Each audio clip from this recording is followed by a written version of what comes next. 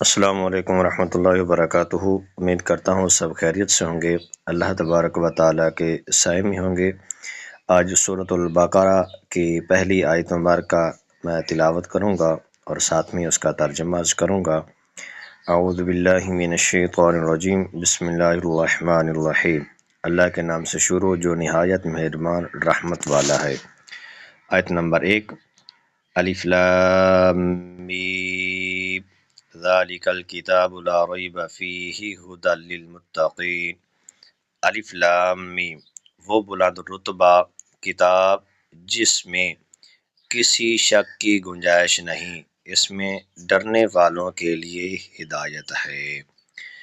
اللہ تبارک و تعالی اپنا ڈر ہمارے دلوں میں منور فرمائے، اللہ سے ڈرنا چاہیے۔